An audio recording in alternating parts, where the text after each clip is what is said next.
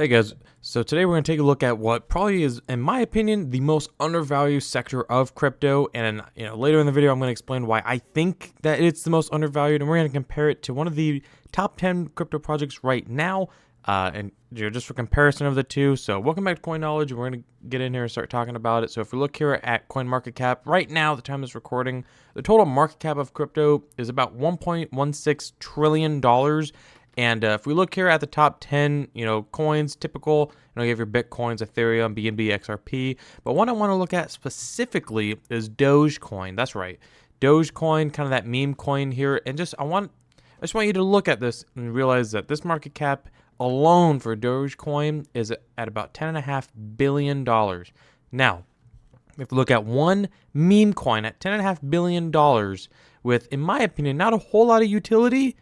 And now we're going to look at a whole crypto sector. That's right, crypto gaming.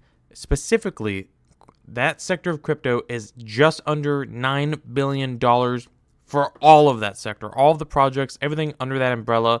The fact that all of crypto gaming's at, about $9 billion evaluation, whereas Dogecoin is at a $10 billion, that's insane to me. And, you might be asking, well, why do you think it's so undervalued? Because I think, especially when we look at the traditional Web 2 gaming, that whole industry is a multi-billion dollar industry a year. And, crypto gaming, especially with Web 3, you're seeing this whole undervaluation. Granted, yeah, sure, the current market conditions, but also the utility and the adoption is not quite there yet for Web3, in my opinion. If we look here individually, really start breaking down, Web3 and the whole crypto gaming sector as a whole, we can start seeing where a bulk of that market cap is coming from. Obviously, we're looking at projects like the Sandbox, which is, sure, they have a great, metaverse experience right now, and their partnerships are really undeniable. But if we even look at where they got at as one single project at last bull run, almost a $7 billion market cap for one individual project. That was back before they even had nearly as much partnerships and development as they have today at the time of this recording today. That's crazy when you look at that. One project was at almost the whole market cap of where crypto gaming is now. We move further down. We look at Axie Infinity, another one project gaming experience, not even infrastructure. We can see where they got for market cap. Right here, they got even over where crypto gaming is right now. They got over 9 billion, which is mind-blowing, especially when you look at Immutable X, Gala. Obviously you're looking, I'm just trying to see, where a big chunk of the market caps are coming from.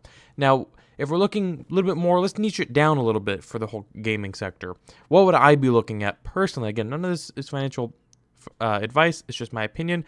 I would be betting on infrastructure. Yeah, sure, you could take a high risk, high reward and try to find the next Sandbox, next Axie Infinity. But I would be betting on infrastructure. And that's what we talk about on my channel here. If you're familiar with it at all, we look at, Gala games, you're not just betting on one game, you're betting on a whole platform. They're talking Gala games, talking, well over 20 games, obviously well over that. Everything they have going on, their Gala games, Gala films, Gala music.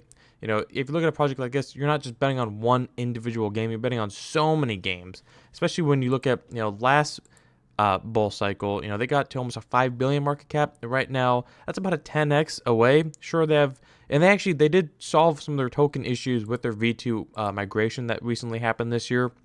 But Gala Games is one that we're looking at. Magic, if we're looking at the Arbitrum ecosystem right now, a newer ecosystem to have launched, semi-recently in the crypto lifespan. Obviously, it was, kind of, I believe earlier this year for Arbitrum. Arbitrum itself not launching their native token, but, look at Magic here at a, $170 million market cap. Another one where I think is super undervalued, especially with how many games you get exposure to with Magic, and then, or Magic Treasure DAO. You can look at Vulcan Forge, another one.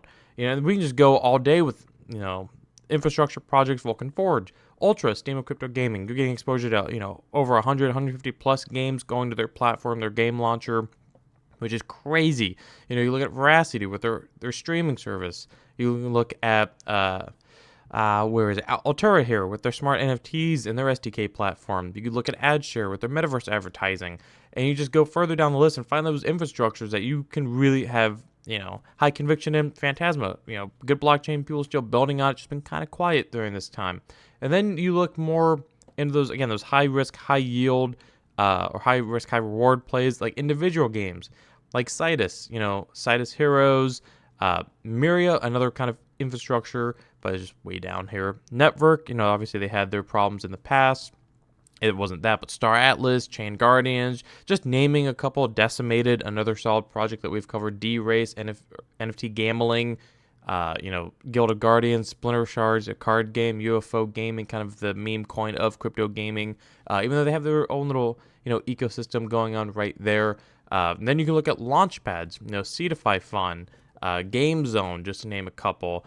And then you look at those kind of projects and you're like, okay, all right, what do all these kind of offer here? Then you can look at, we'll see if gaming guilds make a return, like Good Games Guild, Yield Guild. We saw that Yield Guild Games actually right here, sitting at $142 million market cap. We saw that, guilds kind of have their time, the last bull cycle, but we'll see. We'll see if they return. I think they will. I think there is a place for gaming guilds specifically. I think there is, but again, we saw that last time, and I think there is a place for that again this next cycle. But anyways, guys, that's just my opinion, kind of a mini rant here, why I think that, if you're looking at crypto right now, don't be afraid to kind of look at the lower sectors right now that really haven't seen that pop. Obviously, not a whole lot of things have seen that pop recently, but I think, as we get closer to that Bitcoin halving, as we get closer to the euphoria feeling of the next cycle, and you have plenty of time to do your research and find what works for you in this whole space that we call crypto.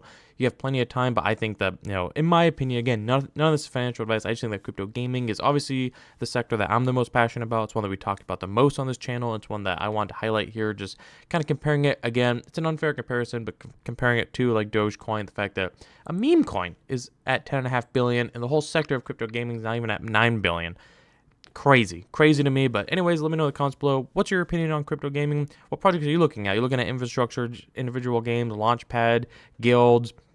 What are other ones that maybe we should highlight, cover, and maybe if I haven't covered them, let me know, and maybe I will. I'll make a video and I'll cover them, and we can talk a little bit more about it. But let's talk about it in the comments below. And otherwise, if you can like the video, comment, subscribe, hit the notification bell, and share the video, and I'll catch you guys in the next one. All right, see you guys.